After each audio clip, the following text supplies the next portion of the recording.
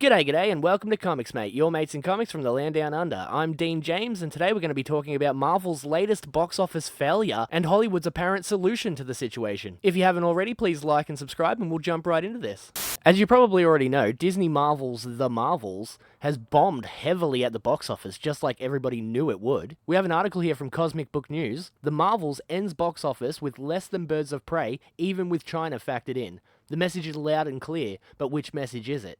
I don't really think Hollywood has got the message either when you see where we're going with this video. The Marvels officially ends its box office run at $205 million, the MCU's lowest grossing movie of all time, which is the same as DC's big bomb Birds of Prey. However, if you actually factor in that Birds of Prey didn't get released in China, The Marvels actually performs worse. Hollywood also likes to blame COVID for everything, so we can add according to that excuse, Birds of Prey would have made even more. In China, The Marvels brought in $15.2 million, so take that away, and The Marvels is around $190 million. Something else to consider is that Birds of Prey only opened to $33 million, while The Marvels opened to over $46 million. So that means that the latter, starring Brie Larson and Iman Vellani, saw a steep drop. We know that this is true, as The Marvels holds the biggest drop for both an MCU film and a superhero movie of all time, with 78.1%. That is record-breaking. That is unheard of. Birds of Prey only dropped 48% in its second week. Here's another one. The Marvels also played in theaters for 2 more weeks than Birds of Prey, which means more fanboys came out for Birds of Prey.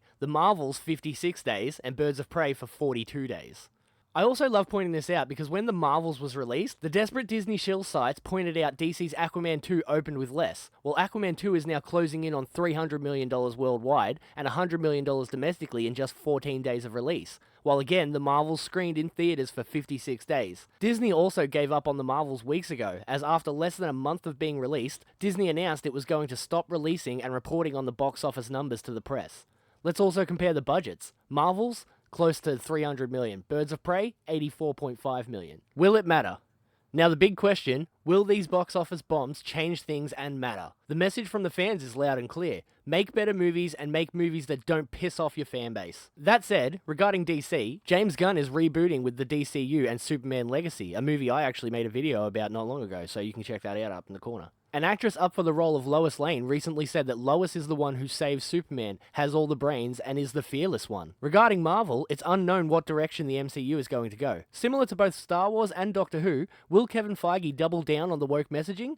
Disney might not care if it makes zero money as long as they continue to push the agenda. Doctor Who, now with Disney involved, continues to push the message and continues to bomb. An exec at the BBC told fans it doesn't matter because they have the Disney money now, so stop watching. For Star Wars, Lucasfilm is apparently moving forward with the new Rey movie that no one wants to watch, just like Birds of Prey and The Marvels. The director of the film is some kind of woke activist who wants to send the message to men, again just like Birds of Prey and The Marvels. How'd that work out? Not well at all, especially if you take into consideration that Aquaman the Lost Kingdom has continued to see revenue despite the fact that Amber Turd was in the movie. China's box office is currently keeping the movie afloat, unlike The Marvels and Birds of Prey, as you can see in this article from comicbookmovie.com. Aquaman and the Lost Kingdom's disappointing debut led to many writing it off as another casualty of the superhero slump, caused by the never-ending sea of woke crap that they keep pushing towards us all. But the movie has been performing relatively well overseas over the past couple of weeks and has now taken in $334.8 million worldwide, more than $100 million more than the Captain Marvel sequel did. And I'd be lying if I didn't say that put a smile on my face. James Wan's sequel recently passed The Flash, which was $270.6 million, Shazam! Fury of the Gods, $133.8 million, and Blue Beetle, $129.3 million, to become the highest grossing DC Comics movie of 2023. I mean, that's not really saying much, and has now set its sights on 2022's Black Adam, $393 million, which I think Aquaman will beat that. Aquaman will probably get to around $400 million, $500 million by the end of it. So what is Hollywood's solution to this, I hear you asking? Well, it's to double down on the wokeness. According to New York Times writer, Hollywood believes that superhero movies are not woke enough. Hollywood's long-standing tradition of bringing beloved franchises to the big screen, drawing in dedicated fan bases eager to see their favorite characters and stories come to life, and then ruining it with its woke agenda, is not set to end anytime soon. Hollywood insider Priyanka Mattu and New York Times dropped the bombshell in a tweet.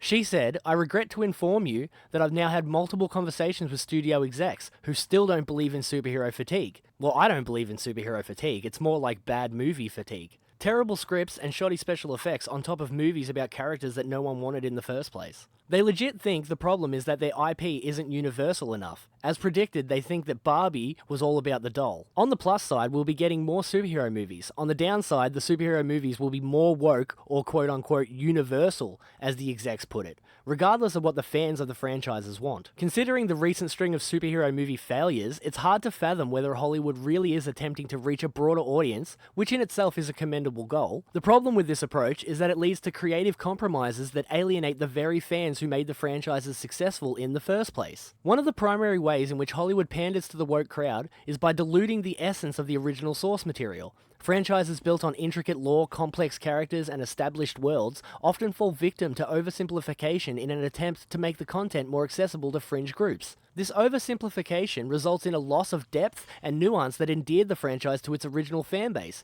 Complex story arcs are streamlined or altered, iconic characters are watered down, and the unique atmosphere of the original work is sacrificed on the altar of diversity, queerness, and go-girl power. See the MCU, Doctor Who, Star Wars, Star Trek, and Warhammer 40k if they get their way. Hollywood's tendency to prioritize wokeness over creative integrity leads to the dilution of genre-specific elements. Beloved science fiction or fantasy franchises have their unique elements toned down or discarded entirely in favor of a more generic woke product. This homogenization strips away the distinct identity that made the franchise stand out, leaving fans disillusioned and feeling as though the essence of what they loved has been lost. Casting decisions also play a significant role in the pandering process. In a misguided effort to broaden the appeal of a film, studios opt for woke actors who do not necessarily embody the spirit of the characters they are portraying. This results in characters feeling disconnected from their original representations, causing a dissonance that is jarring for fans. Authenticity and fidelity to the source material are sacrificed for the sake of pandering to the woke crowd, often leading to a loss of the magic that made the franchise special. The intention behind pandering to the woke is not always clear. It cannot be to maximize profitability, considering that nobody woke has any money in the first place. The recent string of failures allays that claim. It looks more like a concerted effort to destroy everything good. Whatever the reason for it, the pandering comes at the cost of the passionate and dedicated fan base that formed the core of the franchise's success. I mean, where's the lie, guys? Where's the lie? So do you think Hollywood's onto something with their movies not being woke enough? Or do you agree with me and think that they're already too woke and that's what's pushing away all of the fans? Let me know down in the comments what you reckon, because I would love to talk about this a bit more. I honestly think those Hollywood execs are way too out of touch with the world. Either way, that's all I have for you today. My name's Dean James, your mate in comics from the land down under. If you haven't already, please like and subscribe, and I'll see you guys tomorrow.